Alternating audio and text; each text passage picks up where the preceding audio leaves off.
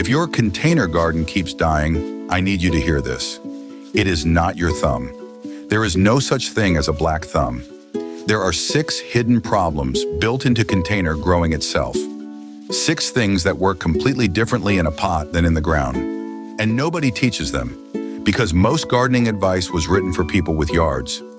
Here's what that means. You can copy your neighbor's watering schedule, buy the exact same plants, follow the seed packet to the letter, and still watch everything wilt, yellow, and collapse, because the pot is playing by different rules. Some of the most common gardening advice in America, advice you have almost certainly followed, actively kills container plants. Today I'm counting down the 6 killers, worst for last, and giving you the fix for every single one with the exact numbers, temperatures, inches, gallons. By the end of this video, you'll be able to diagnose any dying pot on your patio like a plant doctor. Stick around for number 1 because it dooms most container plants before you've even planted anything. And odds are it's sitting on your patio right now. And right after that, I'm sharing a 5-second test that ends both overwatering and underwatering forever. No meters, no apps, no guesswork. If your plants keep dying and nobody's been able to tell you why, hit subscribe right now. This is the channel that finally tells you. Let's fix your garden. Starting at number 6, the advice that came free with your first pot and has been drowning your plants ever since. Put a layer of gravel in the bottom of the pot for drainage. You've heard it, it's in books, it's on plant tags, and it is completely physically backwards. Soil scientists have tested this for decades. Washington State University's horticulture program calls it one of the most persistent myths in gardening. And here's what actually happens. Water moving down through potting mix stops when it hits a coarser layer. It won't cross into the gravel until the soil above it is completely saturated. That's a real phenomenon called a perched water table. So that drainage layer doesn't drain anything. It lifts a zone of waterlogged, airless soil up directly into your plant's root zone. Roots need oxygen as much as they need water. Sitting in that soggy band, they suffocate and rot. The gravel you added to prevent root rot is manufacturing it. How do you know if this one's your killer? The symptoms read like overwatering even when you're careful. Leaves yellowing from the bottom up, soil that smells sour or swampy when you get close. A plant that looks worse a day after watering instead of better. And when you finally tip the dead plant out, the roots tell the story. Healthy roots are white or tan and firm. Drowned roots are brown, mushy, and they slide apart like overcooked noodles. If you've ever seen that, you've met the perched water table. The fix costs nothing. Take the gravel out. A pot needs exactly 2 things to drain. Quality potting mix top to bottom and an open drainage hole. That's it. Set the pot on pot feet or a couple of scrap tiles so the hole never sits sealed against a saucer of standing water. And if your pot has no drainage hole at all, the pretty ceramic ones are the usual suspects. That's not a plant pot, that's a vase. Drill it or use it as a sleeve with a plain nursery pot inside. If the gravel myth surprised you, number 5 is worse, because it's about what you filled the pot with. Number 5, garden soil in a container. The filling mistake that turns a pot into concrete. It feels like the most logical move in the world. Plants grow in dirt, the yard has dirt, the bag says topsoil, and costs $3 less. But real soil only works in the ground, where earthworms, insects, and sheer volume keep it alive and open. Confined in a pot, garden soil compacts into a dense, airless brick. Water either sheets straight off the top or sits in it for days. Roots can't push through it and can't breathe in it. University Extension Services are unanimous on this. Soil from the garden, in a container, fails. And here's the fact that shocks everyone. Real potting mix contains no soil at all. Check the bag. It's peat moss or coco coir, compost, and those little white balls, perlite, which is volcanic glass popped like popcorn at 1600 degrees Fahrenheit. That recipe exists because a container plant's entire universe is that pot. The mix has to hold moisture and stay about 10 to 20% air at all times. That's a manufactured material, not something you dig up. And I want to be fair to you here. Because the bags are genuinely designed to confuse. Garden soil, raised bed soil, topsoil, and potting mix sit on the same shelf in near identical packaging at the same store. 3 of those 4 will kill a container plant, and the label never says so. This isn't a mistake dumb people make. It's a mistake the shelf makes for you. The fix: any bagged product labeled potting mix, not garden soil, not topsoil, not compost. If your current pots are filled with yard dirt, don't try to rescue it by mixing. Replace it. 1 bag runs $8 to $12 at Home Depot or Lowe's and fills about 2 5-gallon pots. It is the single highest return purchase in container gardening. Number 4 is the sneakiest killer on this list because it happens while you're doing everything right. Number 4, phantom watering, when the water goes in the pot but never reaches the plant. Here's the trap. The peat that most potting mixes are built on becomes hydrophobic when it dries out. It physically repels water, like a dried-out kitchen sponge that just sheds the stream. Water hits the surface, finds the gap where the dried root ball has shrunk away from the pot wall, and races straight down the sides and out the drainage hole. 30 seconds after watering, water's running out the bottom, and you think, great, fully watered. It's the opposite. Fast drain through on a dry pot usually means the water bypassed the root ball entirely. You can pour a gallon a day into that pot, and the plant will die of drought in the middle of it. Watered every single day, bone dry at the roots. This is the mistake that makes good gardeners think they're cursed, because they are doing the work and the plant dies anyway. And this problem compounds itself. Every day the root ball stays dry, it shrinks a little more, the gap at the pot wall widens, and the next watering escapes even faster. A pot can spiral from slightly dry to unwettable in a single hot week, which is exactly why this killer spikes in July and August, and why plants that sailed through June suddenly crash mid-summer with no change in your routine. The fix is rehydration, not more pouring. For a badly dried pot, set the whole container in a tub or bucket with a few inches of water and let it drink from the bottom for 30 to 60 minutes until the surface darkens. Once the mix is properly wet, it accepts water normally again. From then on, water slowly, in 2 passes a minute apart, until you see it come out the bottom. And here's the pro check. After watering, push a finger 2 knuckles deep near the plant stem. Damp down there? You actually watered. Dry? The pot lied to you.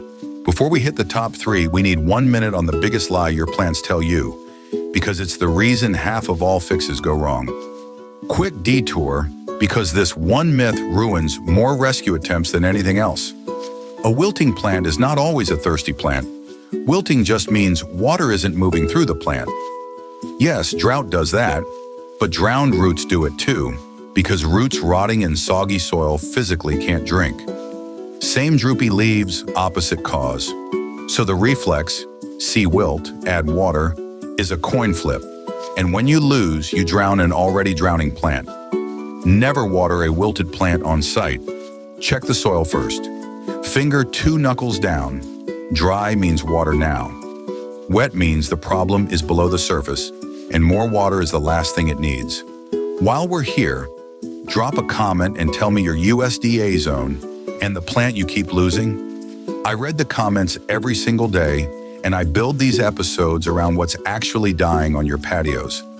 Now on the top 3, starting with a countdown clock hidden inside every bag of potting mix. Number 3, the starvation timer. Every container plant is living on a food supply with an expiration date, and nobody put it on the label. In the ground, plants tap an enormous pantry, decomposing leaves, minerals, an entire underground economy of microbes serving up nutrients year-round. In a pot, the pantry is whatever came in the bag. Most potting mixes include a starter charge of fertilizer that lasts roughly 4 to 6 weeks. After that, the cupboard is empty, and it gets worse. Every time you water until it drains, and you should, you're rinsing dissolved nutrients out the bottom of the pot. Watering, the thing keeping your plant alive, is simultaneously flushing away its food. So here's the pattern, and see if it sounds familiar. Plant looks fantastic for the first month, then quietly stalls.